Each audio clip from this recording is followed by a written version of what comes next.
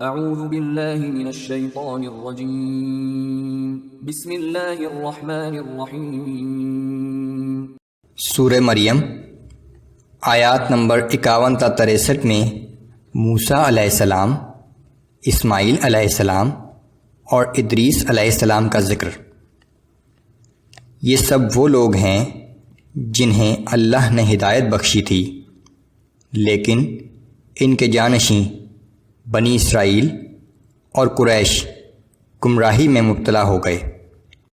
اللہ کی طرف سے تنبیہ کہ منکرین کا ٹھکانہ جہنم ہوگا، جبکہ ایمان لانے والے ہمیشہ ہمیشہ کے لیے جنت میں رہیں گے۔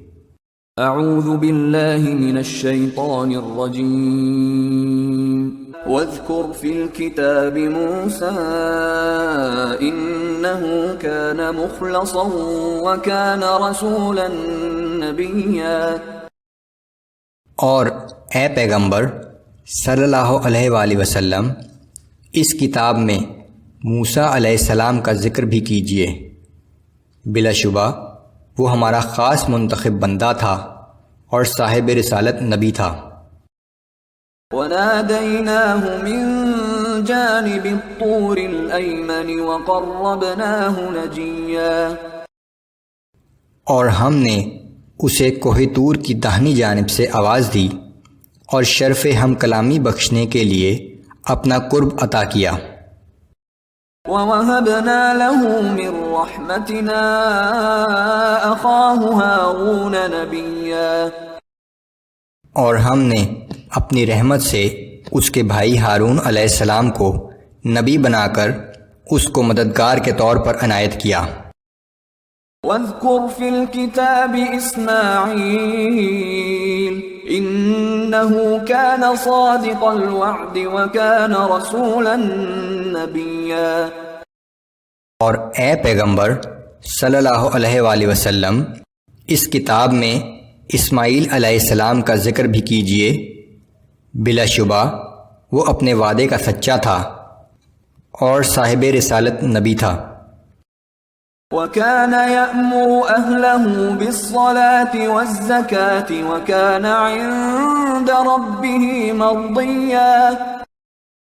وہ اپنے گھر والوں کو نماز پڑھنے اور زکوٰۃ ادا کرنے کا حکم دیتا تھا اور اپنے رب کے نزدیک ایک پسندیدہ انسان تھا۔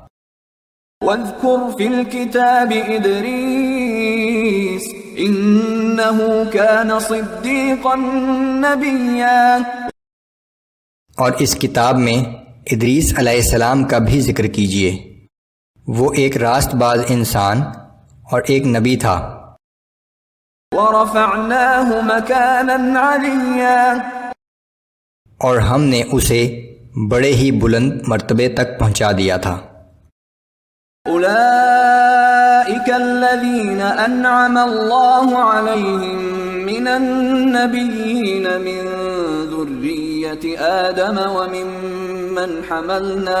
ومن حملنا مع نوح ومن ذرية إبراهيم وإسرائيل وممن هدينا واجتبينا۔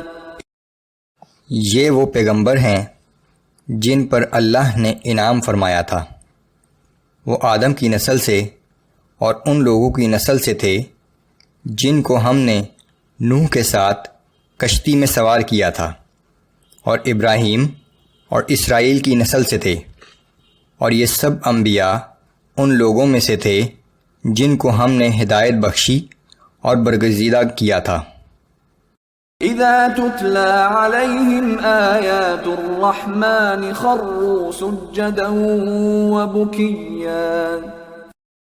یہ آیت سجدہ ہے، یہاں سجدہ کر لیجئے۔ ان کا یہ حال تھا کہ جب انہیں رحمان کی آیات سنائی جاتی تو روتے ہوئے سجدے میں گر جاتے تھے۔ فخلف من بعدهم خلف اضاعوا الصلاة واتبعوا الشهوات فسوف يلقون غيا۔ پھر ان کے بعد ایسے ناخلف لوگ جانشین ہوئے جنہوں نے نمازوں کو ضائع کیا اور خواہشات نفسانی کی پیروی کی، پس عنقریب وہ لوگ گمراہی کے انجام سے دوچار ہوں گے۔ إلا من تاب وآمن وعمل صالحا فأولئك يدخلون الجنة ولا يظلمون شيئا، سوائے ان لوگوں کے جنہوں نے توبہ کی، ایمان لائے اور نیک عمل بھی کیے، سو ایسے لوگ جنت میں داخل ہوں گے اور ان کی ذرا بھی حق تلفی نہ کی جائے گی۔ جنات عدن التي وعد الرحمن عباده بالغيب إنه كان وعده مأتيا، یہ جنت ہمیشہ ہمیشہ رہنے والے ایسے باغات ہیں جن کا اللہ نے اپنے ان بندوں سے وعدہ کیا ہے جنہوں نے اس جنت پر بغیر دیکھے یقین کیا ہے۔ بے شک اللہ نے جو وعدہ کیا ہے وہ پورا ہو کر رہے گا۔ لا يسمعون فيها لغوا إلا سلاما ولهم رزقهم فيها بكرة وعشيا، وہ لوگ اس جنت میں امن اور سلامتی کی باتوں کے علاوہ کوئی لغو و بیہودہ بات نہ سنیں گے، اور وہاں انہیں صبح و شام رزق ملتا رہے گا۔ تلك الجنة التي نورث من عبادنا من كان تقيا، یہی وہ جنت ہے جس کا وارث ہم اپنے بندوں میں سے اس کو بنائیں گے جو اس دنیا میں اللہ سے ڈرنے والا ہوگا۔